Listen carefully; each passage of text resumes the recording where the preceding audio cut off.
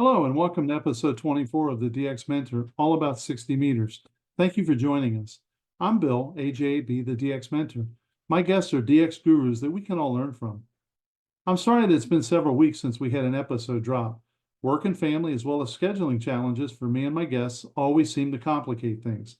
However, I'm very appreciative that you are still with us, and I want to let you know that we have several excellent episodes coming up. So please hit the subscribe button or the like button just so we can get passed around to other hands. In this episode, we will attend a detailed discussion on 60 meters.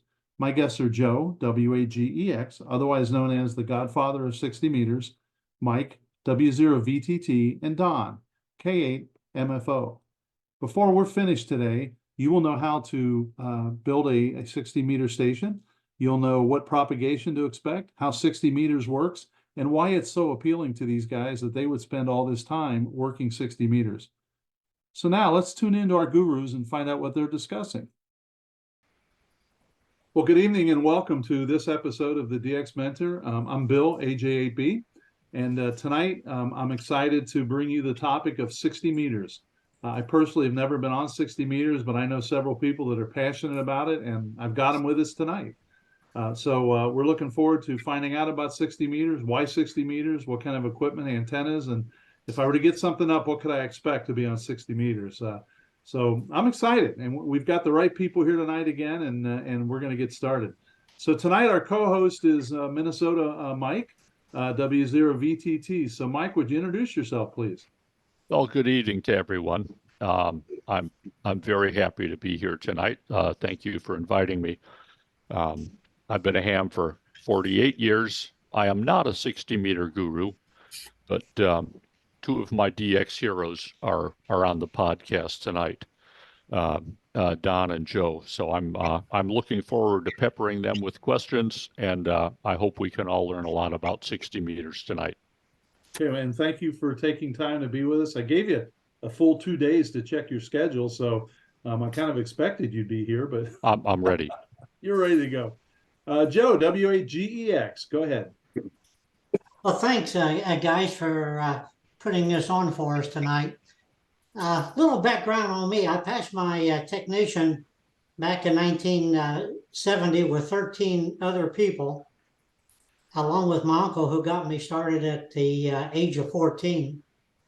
And all of our calls were all in sequence, in alphabetical order.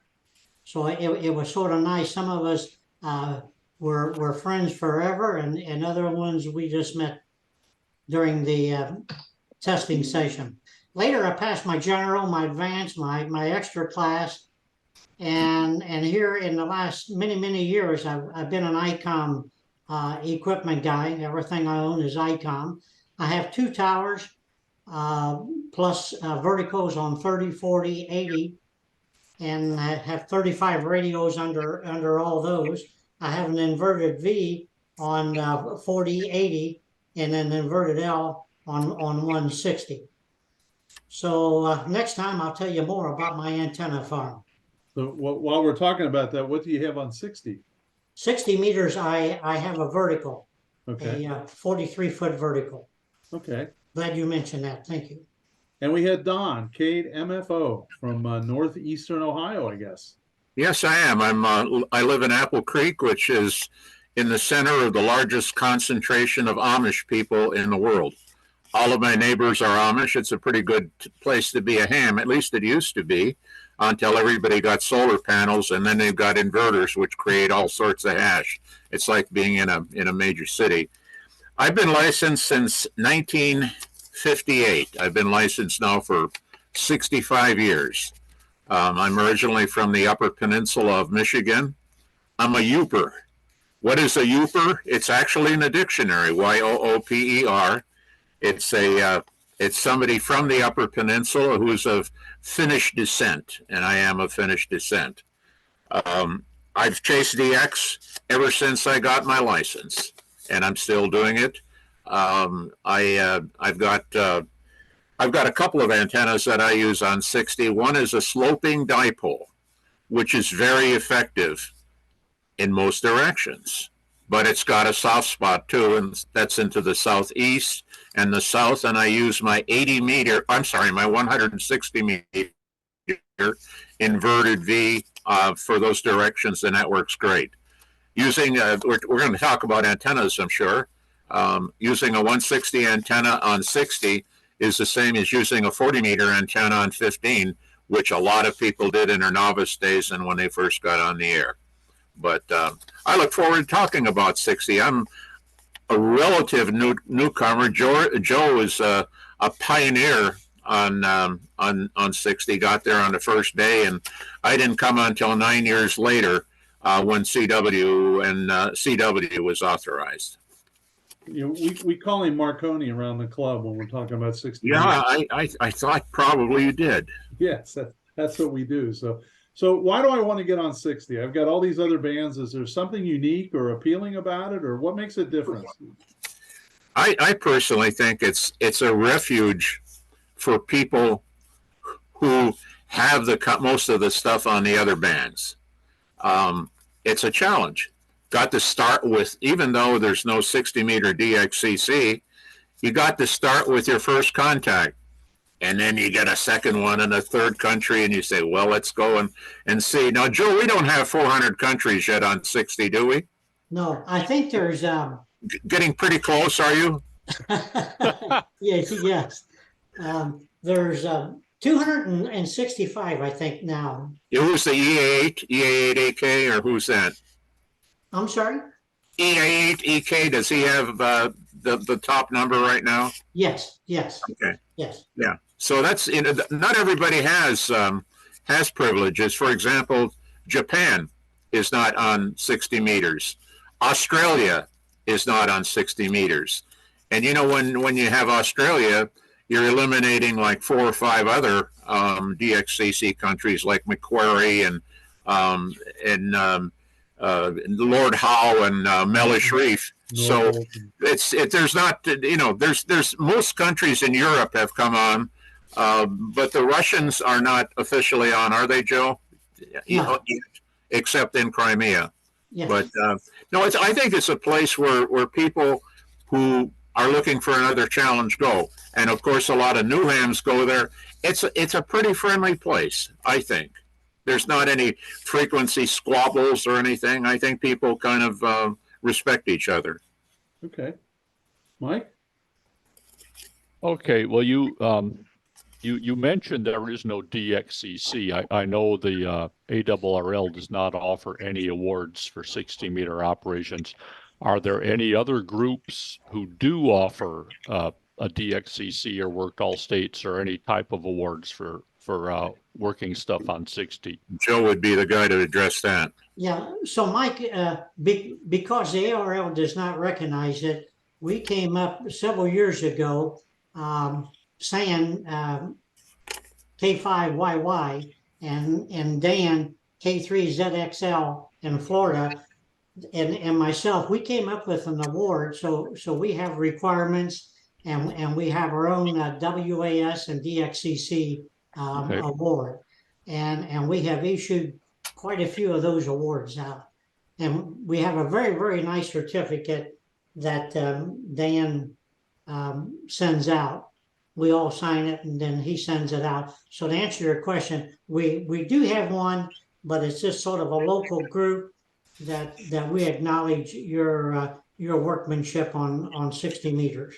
Okay, do you know if any of the other national societies offer awards for 60-meter operation or include 60 meters for their other awards?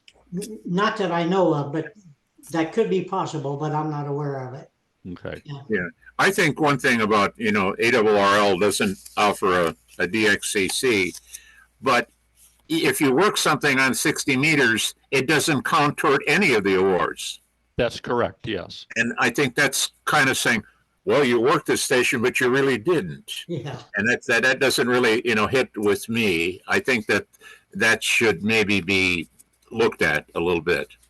I can understand why you wouldn't want to have it as part of the Challenger or the DXCC, but if it's your only contact with a DXpedition, it's not fair to say, well, you worked it, but you really didn't work it. Right. Well, that's an interesting point. And perhaps that's something that will come up in front of the DXAC someday. Would be a good one.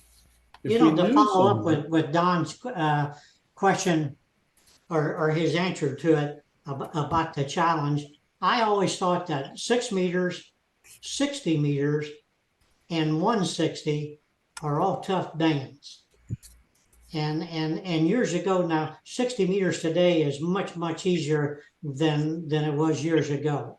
But it was tough to make contacts. And that's the reason that I say that it was such a challenge. But it is certainly much easier now, like it is on all the other bands with FT8. You know, why you go there is, you know, another thing. It's a tremendous place in the spectrum. 5 megahertz is, you know, between 80 and 40 meters, and but it's got its own characteristics. It's remarkable what you can do with the 100 watts of ERP that were authorized. I mean, working stuff like, you know, Joe's work zone 23 on 60. He and I have both worked Vietnam and Hong Kong. Hong Kong being on CW and Vietnam being on digital. But it's a very surprising band what people can do. And simple antennas like use your 80 meter antenna, use anything, use a piece of wire. You're still going to get out, particularly if you're on the digital modes. Yes. Interesting. You know, years ago when 30 meters came on, Chad Harris, who used to be the editor of the DX magazine, he offered a 30 meter DXCC award before the ARL. Sorry, and I was fortunate enough to get number 79. And I found myself that last 10, I was down here, I was down here every night and really digging because it was new and I really cherished that. And then it was a while later, of course, the ARL went ahead and you know, accepted credit. Joe, do you remember Jose when he talked to us about the DX Challenge? Did he say that 60 meter QSOs count for WAZ and the DX Challenge? Or am I wrong on that? I don't recall that, Bill. I'm sorry. I just don't. Okay. Yeah. They do not count for the DXCC challenge. Okay. Absolutely not, no. And I think that there's some justification for that because the countries that don't have 60 meters would be put at a tremendous disadvantage, like, you know, Japan and some of the other Asian countries. Sure. So I want to get on 60, and I have a radio that supports 60. Talk to me about channels for a minute. It's the only channelized band that we have, right? So what does that really mean, and how does it make it different? Anybody? No, Joe, I think you're very well, you know, acquainted with that. Well, be sure and just jump in. Originally, we had 5 channels, and it was strictly sideband and 50 watts. So then later on, they gave us CW privileges, and we ended up with 10 channels. There's 5 for sideband phone, and then 5 for CW. And that's the way that we're configured now. So on CW, we have to stay right on our exact frequency. So if we're working Europe, and if Europe is transmitting on their part of the band, then obviously we have to split like we normally would do on CW anyway. So we have 10 channels. And what can you add to that, Don? Yeah, I think, you know, that's a good point about, and that makes for some difficulty. For example, you know, the 4W8 operation is on right now. They've made exactly 8 QSOs on 60 meters, saying because of noise that they have. But I listened the morning that they were on CW. They were way up around 53, I think, and they were listening on 5405. We have to be exactly on 5405. So it's every signal is 0 beat with each other, which makes it a little difficult, you know, too. But we used to work split before, you know, before with the Europeans, and you can do it. It's, you know, there hasn't been that much activity, except when things like Navassa came on, when Navassa came on, you would have thought that you were on, on 20 meters in a DX contest. Wow. So Mike, go ahead. Everybody found a way to get on. Yeah. So does every country have those same channels? Are we all on the exact same channels, or are there differences? That's changed quite a bit. And I think that's an issue that's being discussed in this country right now. Yes, it is. The FCC has made a proposal to go along with whatever was decided at an international meeting somewhere, of giving us 15 KCs, is it? Yes. And to lower the power to 15 watts? Yes. 15 watts. Yeah, to 15 watts. We have 100 right now. And so as to go along with these other countries, that's what they're proposing. But we're in a comment period on that, and certainly ARRL would like to have the 100 watts, retain our present channels, and also have 100 watts on this 15 kc spectrum that we would get. And one good argument for that is Canada. Canada went along with 100 watts, and 15 watts. There's a good difference. For 60 is in a really good position between 80 and 40. And there's times during the day that's the only way you can make contacts, like 300 miles away. And why make it more difficult than it is right now? So I've put my comments in, and everybody's welcome to do that. I think there's still I don't know, Joe, do you know what the deadline is on that? I think it's up, but I'm not 100% sure, Don. Okay. I'll I check thought while it was- Mike asks the next question. I'm going to go ahead and check. Okay. All right. So let's go back to the power. You mentioned we're limited to 100 watts ERP. ERP. So now, of course, every antenna has a certain amount of gain over an isotropic radiator. Do you have Yes. to calculate that? How careful do you need to be about making sure?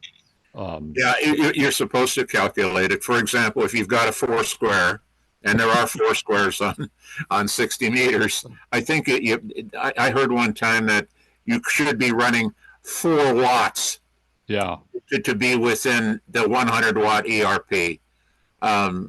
We who use dipoles and such, I think we're pretty safe to run our 100 watts or pretty close to it. I know Joe and I, when I first got on, I ran 50 watts because you said that's what I should run, and some of it was to wondering whether the K3 would melt if you did, but the K3 is actually rated, on digital for 100 watts. Okay. I know of one fellow, Mike, that has a 60-meter beam. Okay. Has a 60-meter Wow. beam. So obviously that's a pretty good size antenna. Yeah, NO8D I think has one up in Cleveland. Yeah. Okay. Yes. That's who it is. So do you know, or can you tell, do people honor that 100 watt limit for the most part? I think they do. I really do. I don't know that all amplifiers would run, on 60 meters. I heard a guy one time saying it was running 500 watts, and he just didn't know any better. And somebody told him about it, and he says, "Well, I won't do that anymore." Yeah. But I don't know. I don't know of anybody who's pushing the power limit on 60. No. Joe, do you? No, and that's a good point, Mike, because I've never heard of any interference problem on 60 meters. Right. And the ARRL, when they petition the FCC, they always bring that up, that there's never been a problem with interference. So saying that, I think all the boys and girls are pretty good about the power rating. Okay. We're secondary users, right? Is that the case, Joe? And so we have to, respect whatever the NTIA or whoever has privileges there. And and there's never been an issue brought because of hams running too much power or even being on the band. There never seems to have been an issue. Yeah. When we went to Pitcairn with VP6R, this is 4 years ago, Initially, they did not want to allow 60-meter operation. And the guy in the licensing office said, well, I can't do it because it's never been done before. And we tried to point out to him that the last time somebody went there, we didn't have that allocation. Ralph K0IR was spearheading all this. And he finally found a ham who either worked for the PTT or knew somebody who did, and went and talked to them and said, look, it's okay, you can do this. But they were very, very nervous. So they says, okay, you guys can do this, 100 watts only, and you have to have a satellite phone at the operating position whenever you're on, so we can call you if you cause any problems. They never called us, and I don't know how many QSOs we made on 60, but it was a whole lot. Oh, you made a lot of contacts. Ralph was in touch with me, and we were back and forth. Right. I remember that very clearly now, since you brought that up, Mike. Yeah, that guy, we had a little issue, but thank God it all worked out, and the DXpedition got permission to operate.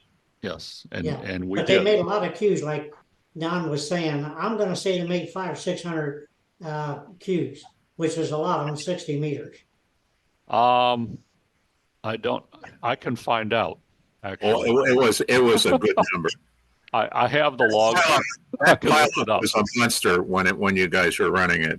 And it seemed like Dusty Shale or Navassa Don made a lot, because WB9Z was one of the main operators. Yes. And I thought Jerry told me that they made 600 maybe from either Navassa or Dusty Shale that time.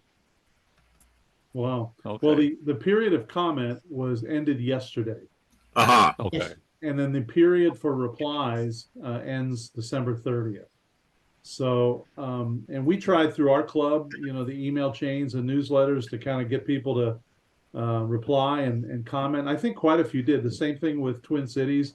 I mean, they sent out several things urging members to go out and go up and submit comments. So, Mike, what'd you find? I'm still looking. It's on another machine Okay. here that just woke up.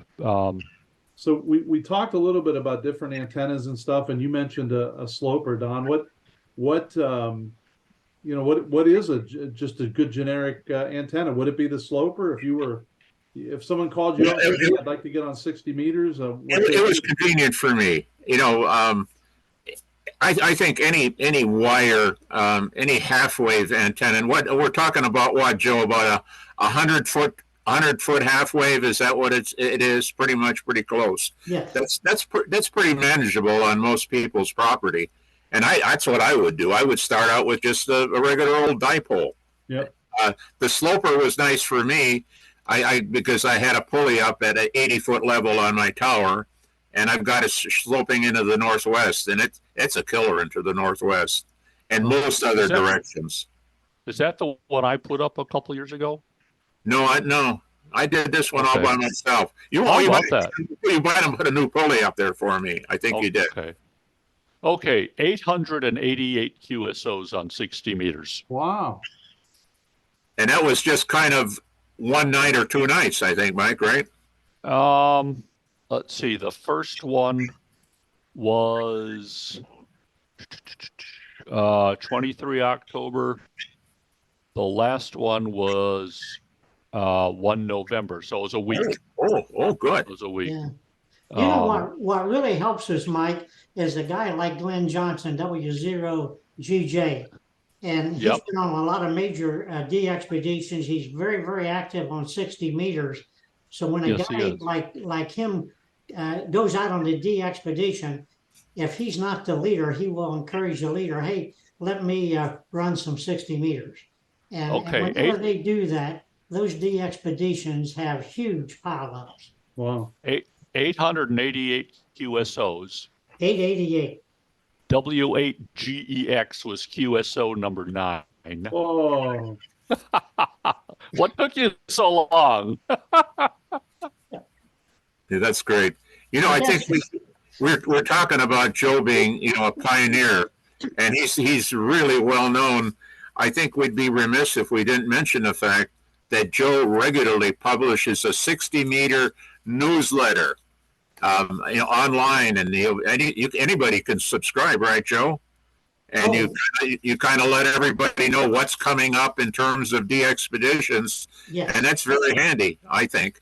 So I started that years ago because, like I tell on every podcast that Bill and I do, that I'm like you, Don. I've been a DXer since the get-go, since I got my license. So back in 2003, when we got allocation, June of 2003 from the FCC, I had a DXpedition going to Maserati. And one of our team members asked me if he could play some 60 meters. Well, at that point in time, I had never heard of it. So I said, well, sure, anything, we're just out here to make cubes. So he's set up in the basement of this house that we rented and was on 60 meters. And I'll never forget my first 60-meter contact. He runs upstairs and says, Joe, come down. I got 60 meters running if you want to make a contact. So I did. I go downstairs and my first contact was N0FW. And I'm on Maserati, and this N0FW guy was in Ohio. So that was my first contact. So talking about the newsletter, coming back home, I was so energized about this. I'm thinking, boy, I need to pass the word and get more people DXpeditions on the air. You froze up, Joe. Be great. So then I started this newsletter, and Janet and I, my darling wife, I'll put it together and she'll edit it and be sure that it's punctuated right. And we sent it out to about 1,800 subscribers. It's all free. You just get on our website, 60 Meter website, and just sign up, and that's all you got to do. So we send it out at least once a month, sometimes twice if there's something earth-shattering going on. But it's a good way to let all the guys and girls on 60 Meter know that who's on the air, the DXpeditions, and just exactly what's going on. So that's been a lot of fun and a lot of work for Janet and I, but we enjoy doing it. Yeah, and I'll add that to the show notes. If somebody wants to know how to subscribe, they can do it. And I should thank you too, because I pretty much plagiarize it and put it in the Ohio Section Journal. I do give you credit for it, of course, but I put it in there because we're just trying to promote radio, Yes. And it always seems to be here. There's something new coming on, or it's interesting for people that haven't been around the birth of a band. It's, I think people think, oh, here's this frequency, we can work it. But if you got nobody to talk to, it's kind of useless. So it's interesting how, countries will start picking up and you start building that. And that's what I find interesting. Mike, what else you got?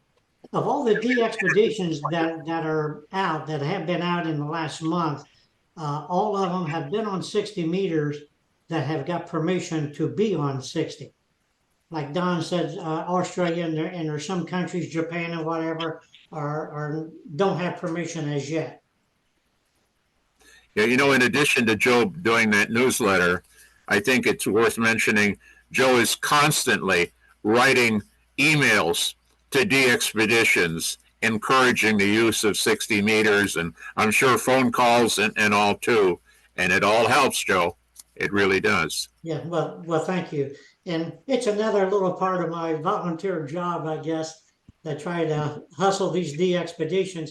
And just about everyone that I have ever asked, even years ago when they didn't have permission, let's say in Jamaica, for example, they would ask permission, and I made a letter up that I would send to the DXpedition, and I said, pass this on to your licensing authority and see if they'll go along with it. And I don't know of any of them that ever refused it. They all would say yes. And back then, it was always up to the local licensing authority if he or she wanted you on 60. Yeah. Okay, Mike. Okay. We have channels, the 5 channels here in the States. Do the channels have different uses? Like on the normal bands, you'll find the DX activity here around like 20 meters, 14,195, and these kind of things take part in this part of the band. So are the 60-meter channels, is there one that's for DXers? Is there one that's for CW, or are they segregated by mode at all? Can you work any mode on any channel? How does that actually work out in day-to-day use? Go ahead, Don. Yeah, actually, that's not it. It's CW has their channels, and sideband has their channels, and the two shall not meet. For example, 5403.5 is a sideband frequency only. 5405, which is only 1.5 kilohertz away, is a CW channel, and it goes up that way. Except I think right in the middle, 5357 is used. It's used by digital, but I hear sideband right yours there all the time. Joe, do you? Okay, Yes. wait a minute. I'm doing the math here. So is the sideband is all upper sideband? Upper sideband. Okay. Really? So Yes. if I have my sideband radio and I set it to 5403.5 and I'm You're okay. transmitting upper sideband, Yes. 5405 is right in the middle of my audio passband. If that's where you put your CW, no, there's no could be about it. Do the Yeah, math. that's right. Yeah, that's right. So 5405, so you're going to interfere with each other a little bit. they really are the same channel. It's just that you have your CW note in the middle of the audio passband. Yeah, that's true. That's true. But that's the FCC. That's the way they assigned it. Okay. So we really only have those 5 channels then. Right. But your dial frequency, you have to be concerned about your dial frequency. And whatever happens after that is. So then back to my original question, is there one channel where the DXers tend to congregate? Is there, or two, or is there one or two that are more for rag chewing, or is it just kind of a free for all? Well, I think virtually all of the DXing right now is done on FT8 on 5357. Okay. There's still a little bit of CW. And probably a little. When's the last time, Joe, you worked a sideband DX station? It's been a while, hasn't it? It's been a long time. Yeah, CW every once in a while. I can't remember. Somebody was on CW Reads. Oh, you know who was on CW? It was the 70. 7073T. Yes. The Russian guy, Dima. Dima was on CW on 60 meters. So, Mike, years ago, that 5403.5, that's where we were. The majority of us were at. Okay. The DXers. We were talking to Europe every day and whatever. And then the right chewers on 60 would take those other frequencies. Okay. And then digital has always been on that 5357. Okay. Back then it was ready. And then when FT8 came up, then, FT8 just took over. And then the CW, like Don was saying, was on 5405. Okay. So this has got to be a great fit for FT8 with the narrow bandwidth and stuff. Yeah. Yes. Because that's the way it is on all the conventional bands. Everybody's parked in that one place, and you have your 3,000 hertz or whatever, but the signals only take up about 20, if that. Right. Huh. Yeah. Very interesting. So, something just escaped me. I was thinking, I got this great question. I'll think about it for a minute. If it's important, it'll call back. Yeah, I may have to call you guys at 2 a.m. Yeah, that's all right. We'll get another meeting going. We'll be. But I think one thing that Joe and I have done, there's been a lot of alerting between Joe and me. When something comes on, Joe, you need this, and you need that, and I need that. But we also have a secret weapon. And Joe, I don't know if I should disclose what our secret weapon is. What do you think? Yeah, go ahead and tell. Well, you can just give me a second here. I have to go and get the secret weapon. Did you have a special wolf hong for 60 meters? Should I hit the button? Oh. Coco. There he is. This is Coco. He's 17 and a half years old. And Joe knows this. We both believe this because it's true. Many's the time when he wants to go out and he wants to go around midnight or 11 o'clock or maybe 1 o'clock in the morning. So he wakes me up and I have to go through the ham shack. And I'll leave him outside. And more often than you believe, there's a country on it Joe and I need. Yeah. So I'm ringing him up at 1 or 2 o'clock in the morning, and we give Coco the credit for the alert because that's what he really is. He's a good old DX guy. So, but I didn't know if we should share that or not. Well, your secret's out. You know, Joe has that JT alert set with a trumpet, right, Joe? Yes. Yeah, So Maybe you need to make it a barking dog. I had JT alert, and it is a trumpet sound. And so I heard that thing. That thing is loud. Yeah, it is. well, yeah, I turn it up. So here's my little secret, and I get a lot of funny comments about this, and we all laugh about it, but it really, really, really works. And that is this thing right here. It is a baby alarm. Okay. So I set this baby alarm up here in the shack, and it's plugged into the wall. And then in my bedroom, I've got the other end of it, the monitor end. So anything that goes on in the shack, I can hear, and I shut everything off except my JT alert. So and I can do this obviously on any FT8 band. And when that goes off, I get out of bed. And for an old man, I can run pretty fast at night in the dark. Joe, can I ask you a question concerning that? Yes, sir. Yeah, I've heard this. This is just a rumor, and I just want to know whether it's true or not. Is it true that you can decode FT8 without the radio or any kind of a device? You can Yes, just. that is true. That is true. It is true. Okay, thank you. Yeah. So I really like that baby alarm. So you guys might take note of that if you're really looking for something and really needed it. Get one from your daughter or son who might still have one, but that works. Okay. Mike, do you get a sense we're losing control quickly, or? I'm just trying to imagine what Susan would have to say about that. I'm pretty sure that one would get vetoed pretty quickly. And The you trumpet being, for sure, huh? and Yeah. you being a top flight musician, you'd have to have a trumpet or. Well, no, it'd have to be a trombone. Okay. Trombone. And then, of course, I'd have to learn how to send the FT8 signals on the trombone, which theoretically one could do. Yes. Yeah. There are people who say they can decode regular RTTY.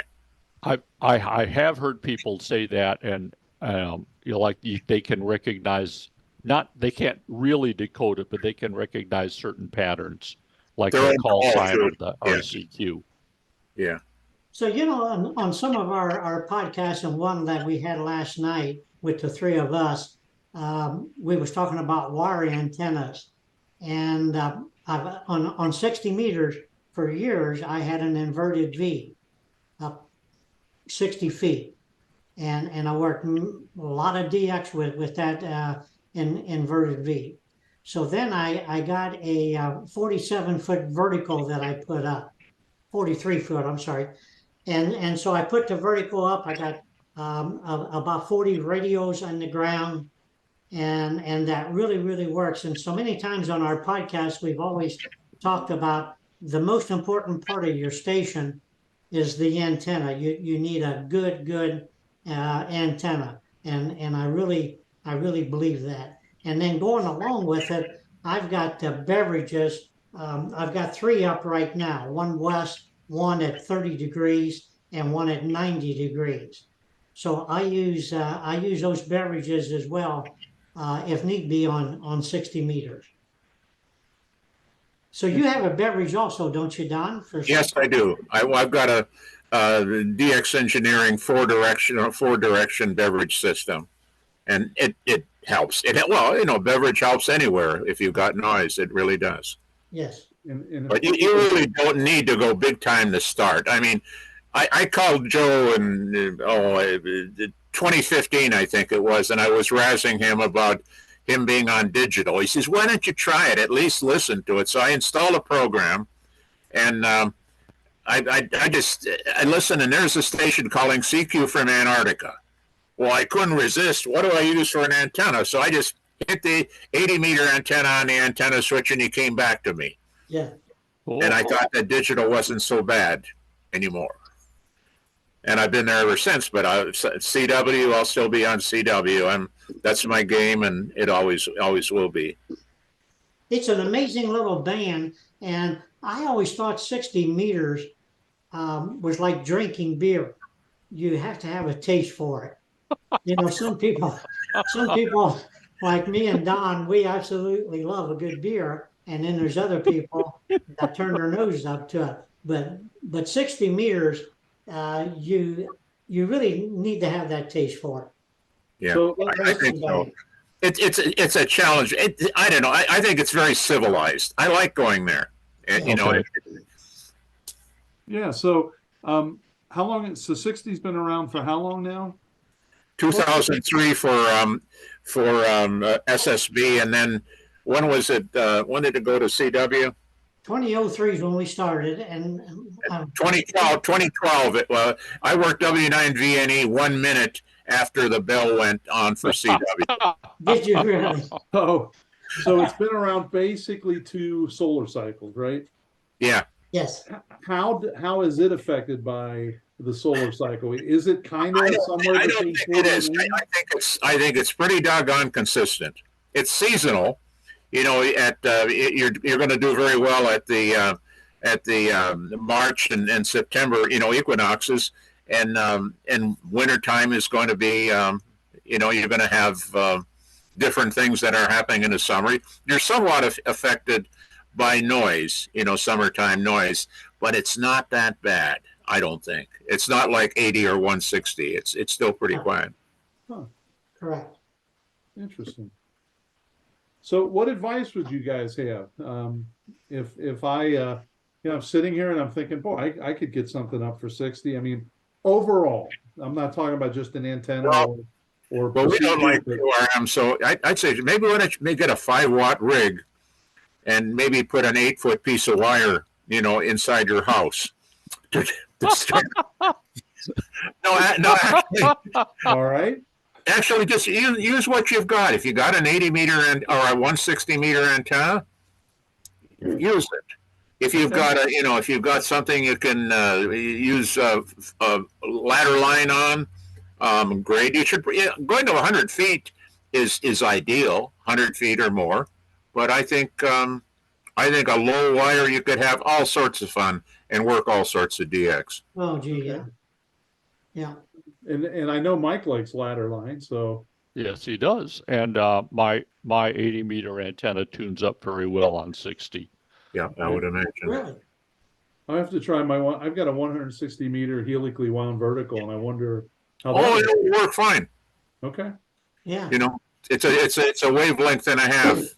You know, same as 40-meter antenna on 15 meters. Well, you can bet I'm going to give it a try. That's for sure.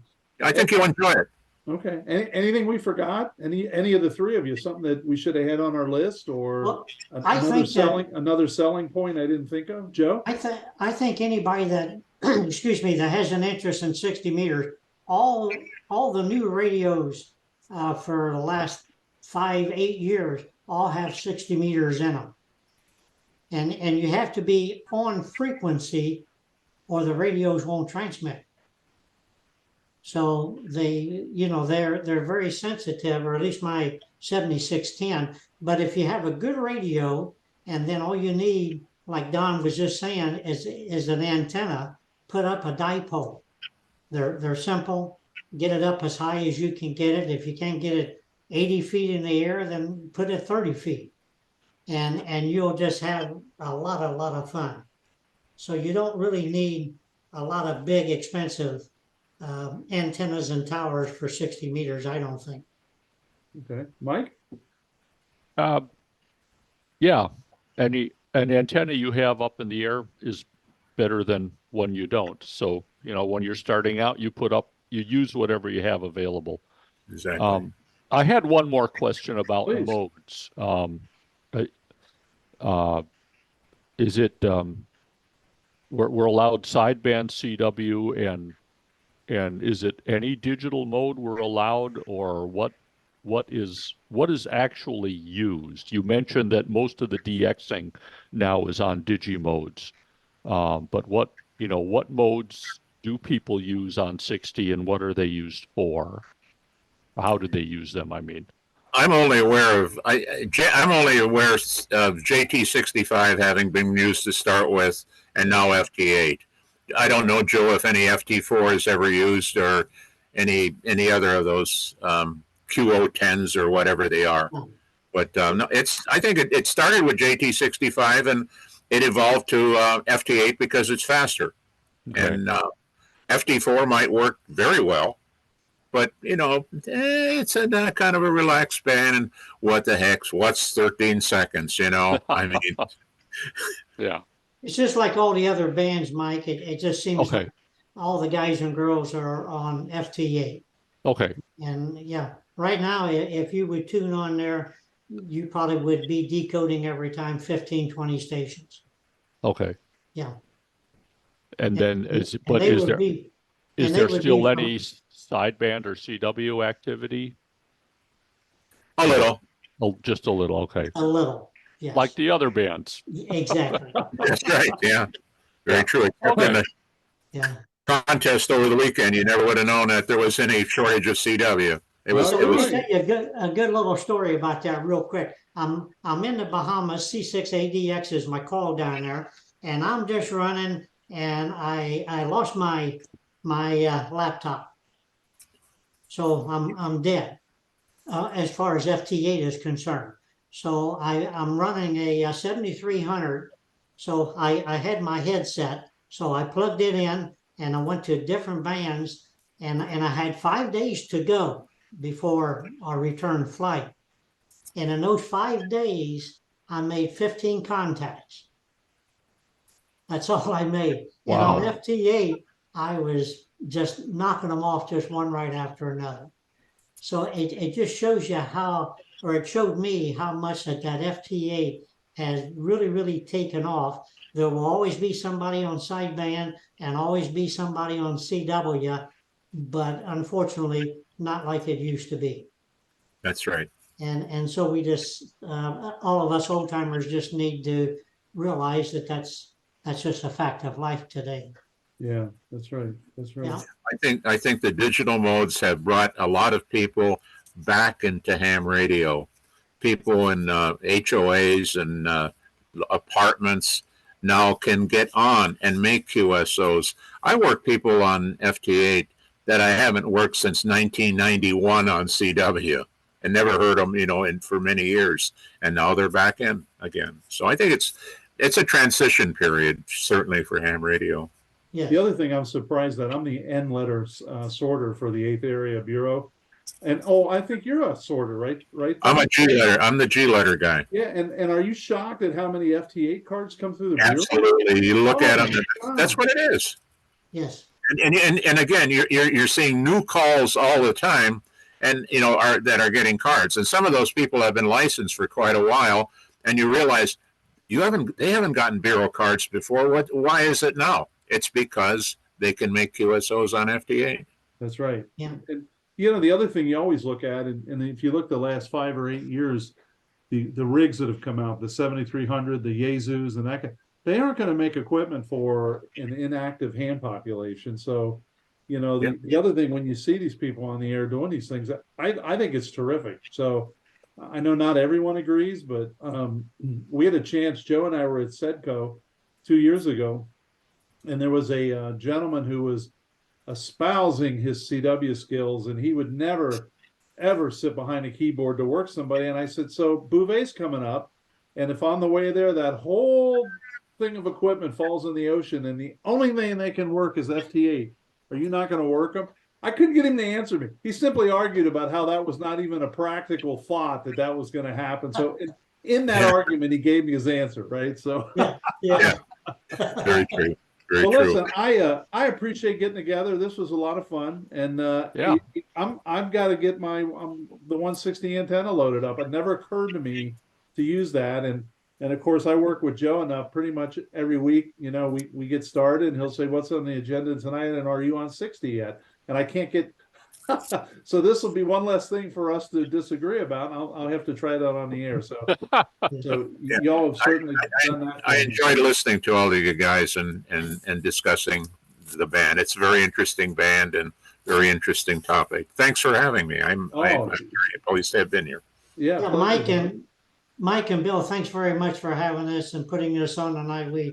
It's been fun. It has been. It's great fun with good people. And didn't Mike do an excellent Ed McMahon? I thought he was. Yes. I thought he was terrific. Yeah, absolutely. You know, he's a pro. He's Now, with that headset. Do you sleep with that headset? well, no, I have a smaller, lighter one. So Oh, I see. I see. yeah, As a- because I haven't learned how to use JT Alert, so I have 14025 going all the time. So You've got a long cord going to the rig, right? yeah. It's Okay. just the room right behind me here is the bedroom. It's not that far. well, good. All right, guys. Well, thank you very much. If I don't talk to you, have a great Christmas. And Yeah, likewise. Again, I really appreciate you doing this. It imposes on your personal time, and I don't take that lightly. So thank you very much. You're Good. so welcome. Good night. Good night. Ready to get on 60 meters? I certainly am. Thank you for joining us on this edition of the DX Mentor. I would especially like to thank our gurus on this episode, Joe, WAGEX, the Godfather, Mike, W0VTT, and Don, K8MFO. I would love to have your feedback, answer your questions, and provide help with any DX or amateur radio issues that you're having. If you need help or you need clarification on something, you can always email me at thedxmentor@gmail.com. Please drop me a note if you've achieved an all-time new one, received recognition, or achieved a new platform like 200 or 300 confirmed, or even have a DX event that you'd like us to mention. We would be happy to do that. So 73 for this episode, and thanks to my XYL for her love and support. See you in the pile-up.